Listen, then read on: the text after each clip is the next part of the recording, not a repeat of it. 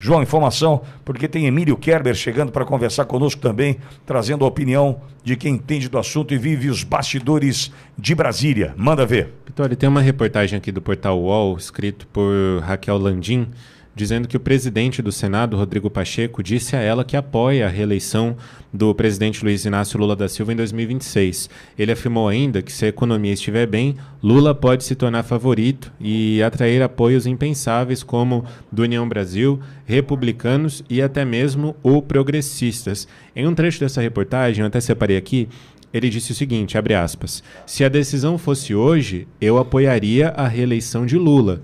Pode haver uma compreensão de que há um favoritismo pleno do presidente Lula e então a política pode ser atraída a uma candidatura mais óbvia. Fecha aspas. Ele compartilhou também da avaliação de que as eleições municipais reforçaram os partidos de centro-direita, inclusive o PSD, e que o eleitor vai estar menos vulnerável à lacração das redes sociais, esse foi o termo que ele usou, lacração das redes sociais no pleito presidencial. Acredita, no entanto, que a figura de Lula é agregadora e se destaca na segmentação política. Pacheco, lembrando, deixa a presidência do Senado em 2025, em fevereiro já. Ele garante que quer cumprir o mandato de senador, mas sinaliza o desejo de voltar ao direito, seja na iniciativa privada ou no Supremo Tribunal Federal. Abre aspas. É óbvio que quem é advogado como eu, alguém já disse que se falar no Supremo Tribunal Federal é algo que você não trabalha, mas também não recusa. Fecha aspas. Essa entrevista foi feita no Lead Brasil Conference em Londres, que é um evento realizado pelo UOL, Folha de São Paulo e pelo Lead também. Tem um outro ponto aqui, Pitoli, dessa entrevista que ele deu. Ele disse o seguinte sobre o 8 de janeiro. Aliás, antes do 8 de janeiro, uma das perguntas foi sobre o PL e o Bolsonaro. A Raquel Landim perguntou o seguinte: o senhor disse que os extremismos e a lacração saíram derrotados das urnas. Candidatos apoiados pelo ex-presidente Jair Bolsonaro perderam as eleições municipais. O senhor concorda com a leitura que Bolsonaro saiu mais fraco? Pacheco responde o seguinte: não necessariamente. O PL cresceu em número de prefeituras. Mesmo sem ter obtido êxito, muitos de seus candidatos foram para o segundo turno com boas votações. Também é uma demonstração de força. A força não se revela apenas na vitória, de modo que ele é uma força considerável que é preciso ser respeitada. E aí o assunto depois foi a PEC da anistia. A pergunta foi a seguinte: o PL está pleiteando a votação da PEC da anistia. O presidente da Câmara, Arthur Lira, criou uma comissão especial para tratar no assunto, o que na prática significa adiar a decisão. Nós falamos disso aqui ontem na Auriverde Brasil. Qual é a posição do Pacheco? Ele respondeu o seguinte: nós não podemos tratar com leniência e fraqueza um processo que buscava desagradar nossa democracia. Foi grave e aviltante. Muitas pessoas que enfrentaram essa antidemocracia sofreram na pele as consequências políticas, eleitorais e pessoais disso.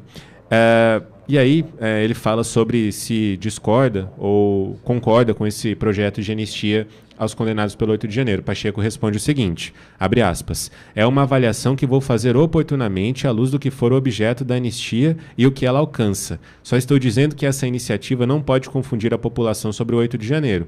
Aquilo não foi aceitável e as pessoas precisam responder por isso. Se haverá ou não ambiente para anistia, é uma discussão que nós vamos oportunamente fazer. Fecha aspas. Esses são os principais pontos dessa entrevista, viu, Pitoli? Emilião, querido, bom dia, seja bem-vindo. Bom dia, Pitoli, bom dia, João, bom dia, amigos da Rádio Auriverde. O som tá bom, Pitoli? Tá maravilhoso, muito bom, muito bom. Emilio, Rodrigo Pacheco falando sobre apoio ao Lula, estão dizendo que ele está de olho no Supremo Tribunal Federal, nessa reeleição do Lula. O que extrair daí dessa conversa, hein, Emilio? Bom, vamos lá, Pitoli. Primeiro que o Rodrigo Pacheco falando é o próprio sistema falando, né? Ele é o cara que está sempre em cima do muro e ele responde ali pela representação dos deputados e senadores do Centrão. Então, ele pensa mais do que ninguém como o Centrão. Agora, o discurso dele ali, neste momento, nesta conjuntura em que ele está deixando de ser o presidente do Senado Federal, Pitoli, parece para mim alguém que está procurando emprego. E há rumores aqui em Brasília que ele será um dos próximos ministros do Lula, né? Sim, sim. E, Emílio, tem uma outra situação. Você muito bem coloca que quando o Pacheco fala, ele representa o sistema. Quando o Pacheco coloca, né, a sua opinião, ele vem o seguinte: eu não consigo acreditar no Pacheco, você vai entender onde eu quero chegar. Eu não consigo acreditar no Pacheco falar sem a orientação do seu guru chamado Gilberto Kassab. Isso aí é conversa de reunião em reunião, e aí alinha-se um discurso, que é o discurso que ele passa a adotar a partir de agora, cobrando inclusive as faturas de tudo o que está fazendo. Porque você acha que é fácil para o cara eu aqui adjetivá-lo, cobrá-lo sobre impeachment de ministro, sobre PL da anistia? Não é mole para o cara não, porque não é só o Pitoli falando, o Capial lá de Bauru. Não, a Ana Paula Henkel cobra, o Rodrigo Constantino cobra, Augusto Nunes cobra. A turma que compõe o grande jornalismo, que olha para o Pacheco e o vê como hoje um capacho, infelizmente, né, desse sistema, quando se cobra dói, Emílio. E ele vai meter a fatura na mesa. Tudo bem, gente, eu estou aqui passando por tudo que eu estou passando, o que eu vou levar? Por que você acha que o Dino sentou na cadeira do Supremo? Onde estão as imagens do 8 de janeiro? Você entende que isso é uma moeda de troca? Infelizmente. Então eu vejo o Kassab orientando o Pacheco, pedindo, ordenando, colocando as condições do partido, mas eu também vejo o Pacheco colocando a fatura na mesa, Emílio. Se é ministério, se é cadeira no Supremo, por isso ele pede a reeleição de Lula, eu vejo um Pacheco que vai cobrar essa fatura, Emílio. Pitoli, o Pacheco sabe que, como candidato ao Senado por Minas Gerais, ele não tem mais chance. Eu entendo que a carreira política dele, como senador, ela foi enterrada durante o mandato dele como presidente, né? O cara que tinha tudo para pautar diversas pautas importantes para a sociedade e sentou em cima delas. E, Pitoli, em relação ainda ao comentário do Pacheco, ontem surgiu uma outra interpretação sobre o PL da anistia. A interpretação é a seguinte, que foi criada essa comissão, porque do jeito que estava não passaria no plenário da Câmara dos Deputados e do Senado. Agora, isso aí eu acho que pode ser mais uma desculpa para eles não levarem adiante o PL da anistia. Eu não sei o que você acha e como você também interpreta isso, Pitoli. Sabe o que eu vejo, Emílio? Eu vejo o seguinte, essa questão do PL da anistia tem um fator, e para mim fica claro ontem na entrevista do presidente Bolsonaro, que é o seguinte: PL da anistia contempla Bolsonaro?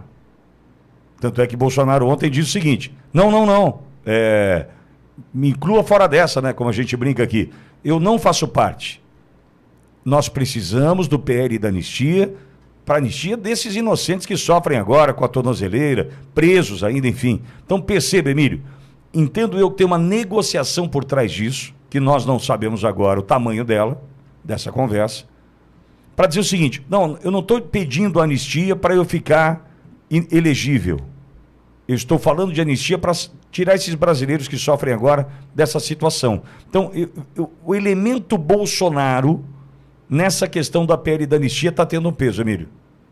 Pitoli, também há muitos rumores que o Bolsonaro ele vai se tornar elegível, sim. Há uma grande negociação aí nos bastidores e a principal forma que entendem que seja possível de viabilizar a volta do Bolsonaro ao cenário político em 2026 é criarem algo específico para ele, mas que abarque outras pessoas ali, outros políticos também, que poderiam ser enquadrados no mesmo tipo de situação. Pitoli, o que chama a atenção é que o Bolsonaro está inelegível, mas quem está elegível hoje é o José Dirceu, aquele que lá atrás, se não tivesse pisado no mensalão, ele teria sido o presidente da República no lugar da Dilma Rousseff, né?